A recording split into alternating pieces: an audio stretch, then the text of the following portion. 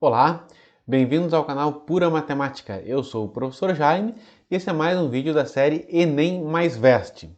Está estudando para o vestibular ou para o Enem? Então te inscreve no canal e acompanha os nossos vídeos. O vídeo de hoje é sobre função afim ou função do primeiro grau.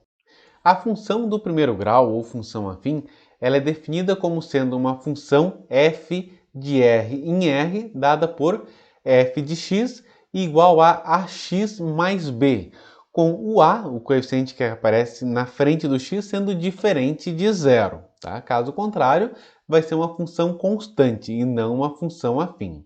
Então vamos entender um pouquinho esses coeficientes a e b. Tá? O que eles significam para a função afim, no gráfico de uma função afim. Lembrando que uma função do primeiro grau tem por gráfico uma reta. O a, o coeficiente do x, o valor que acompanha o x, ele é chamado de coeficiente angular da reta ou da função do primeiro grau. E o b é chamado de coeficiente linear. O coeficiente angular ele está associado à inclinação da reta. Ele vai nos dizer se a reta está positivamente inclinada ou negativamente inclinada, se ela está muito inclinada ou se ela está pouco inclinada. Já o coeficiente b vai nos dar o valor onde a reta corta o eixo y. Então, o valor do b na função ax mais b é exatamente o valor onde a função corta o eixo y, ok? Então, vamos entender agora o coeficiente angular nos gráficos. Tá? Para a função f de x igual a ax mais b, se o a for maior do que zero, se o a for positivo, nós temos uma função crescente ou uma reta crescente, como mostra o gráfico ali abaixo. E se o a for negativo, nós temos uma reta decrescente ou uma função decrescente, uma reta que vai estar descendo, tá? Conforme o gráfico. Agora vamos analisar os sinais de A e B no gráfico de uma reta, no gráfico da reta da função afim. Então ali à esquerda, em azul, nós temos um gráfico de uma função crescente, né? A reta está subindo, logo o A vai ser positivo, o coeficiente angular vai ser positivo. E qual é o ponto que essa reta está cortando o eixo y?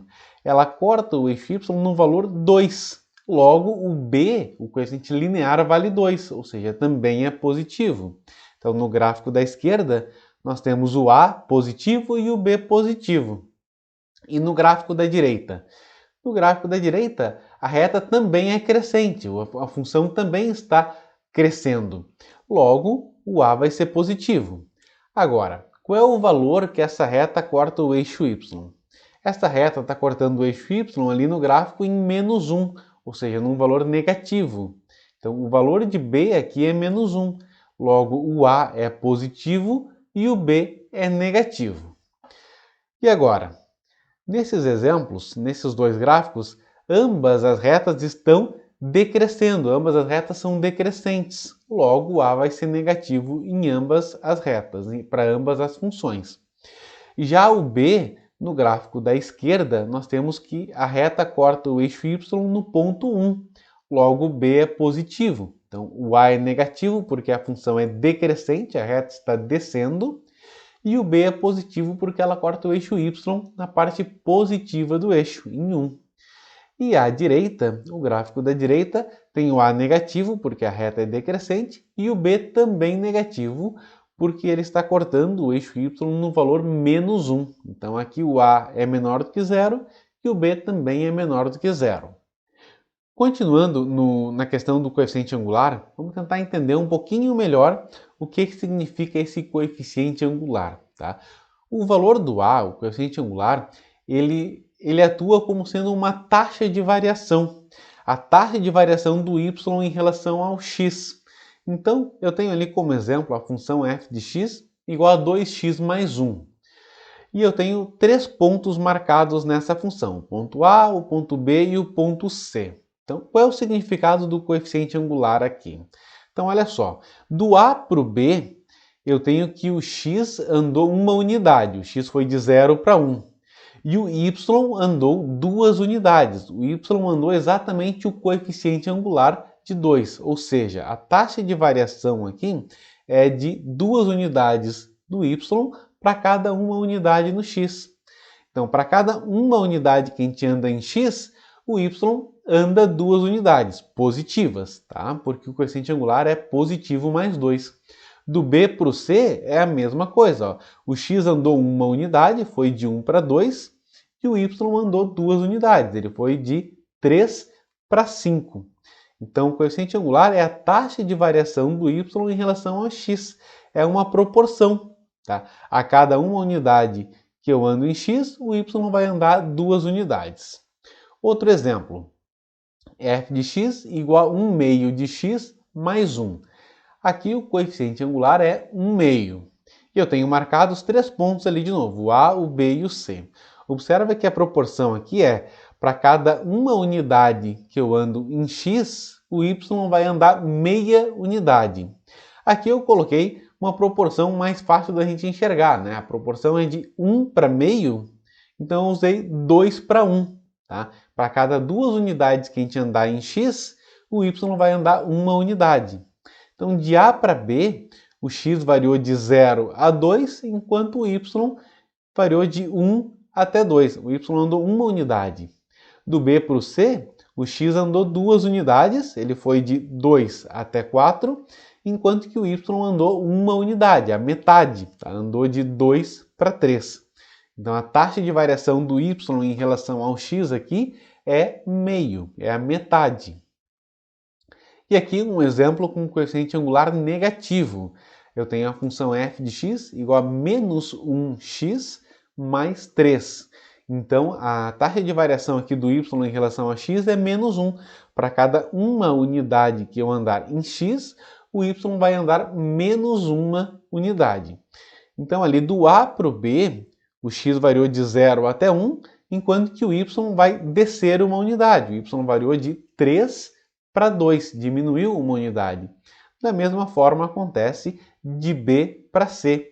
O x andou uma unidade positiva, ele foi de 1 para 2, enquanto que o y foi de 2 para 1. Ok? Entendido essa parte? Agora vamos falar sobre o zero ou raiz da função do primeiro grau. Tá? O zero da função do primeiro grau ou a raiz da função do primeiro grau corresponde ao valor do x que anula a função. Para achar esse valor, basta resolver f de x igual a zero, ou seja, igualar a função a zero. Por exemplo, tá? Qual é o zero, qual é a raiz da função f de x igual a x sobre 2 menos 2? A gente vai pegar essa função e igualar a zero, descobrir qual é o x, qual é o valor que a gente coloca no lugar do x que anula essa função. A gente resolve uma equação no primeiro grau. X sobre 2 menos 2 igual a zero. Passa o menos 2 para a direita, vai ficar x sobre 2 igual a 2. O número 2 que está dividindo à esquerda vai passar multiplicando para o outro lado, então vai ficar x igual a 4. E graficamente, o que significa esse valor de x? O que significa a raiz da função? Significa o ponto em que a função corta o eixo x, o eixo horizontal. Então ali eu tenho um gráfico da função x sobre 2 menos 2, mostrando, destacando a raiz da função no ponto onde ela corta o eixo x. Nesse caso é o ponto 4. Outro exemplo. Para a função f de x igual a menos x menos 4. Qual é a raiz dessa função? A gente vai igualar essa função a zero. Então, menos x menos 4 igual a zero. Vai ficar menos x igual a mais 4. Tá? O menos 4 passou para o outro lado positivo. Tá? E aqui, multiplicando ambos os lados por menos 1, ou dividindo, né, passando o menos 1 dividindo para o lado direito, eu tenho x igual a 4 dividido por menos 1, que é menos 4. Ou seja, a raiz dessa função é menos 4. Então, graficamente, o ponto em que essa reta vai cortar o eixo x é menos 4, como está ali no gráfico à direita. Agora, o sinal da função do primeiro grau. O que é o sinal da função? Isso é bastante importante, tá? Principalmente depois, quando a gente estudar a função quadrática, entender o sinal da função vai nos ajudar a resolver inequações do segundo grau. E no caso de função do primeiro grau é mais simples, tá? Mas ainda assim é importante entender o estudo do sinal da função do primeiro grau, tá? Então a ideia aqui é, nessa função 2x mais 4, tá? Descobrir quais valores que a gente substitui o x tornam essa função positiva, a gente obtém um valor positivo, e quais valores de x a gente coloca ali na função vai nos dar como resultado um valor negativo. Para isso, o que a gente vai precisar? A gente vai precisar achar a raiz da função, a primeira coisa, tá? Então, 2x mais 4 igual a 0, vai achar a raiz, vai isolar o x, vai ficar 2x igual a menos 4, passo 2 dividindo, fica x igual a menos 2. E aí a gente vai fazer um esboço, tá, do gráfico. Não precisa ser o gráfico exatamente perfeito, assim, tá? Basta um pequeno esboço do gráfico. A gente precisa saber a raiz para saber o ponto onde ele corta o eixo x, e a gente precisa saber se esse gráfico representa uma reta crescente ou decrescente. Nesse caso, o coeficiente angular ele é positivo, ele é mais 2, então ele é uma reta crescente. Então tem uma reta crescente que corta o eixo x no menos 2. Observa que à direita do valor 2, à direita da raiz, o gráfico está acima do eixo x. E à esquerda da raiz, o gráfico está abaixo do eixo x. Isso quer dizer que para valores maiores do que menos 2, a função é positiva, e para valores menores do que menos 2, a função é negativa. De novo, o que significa isso?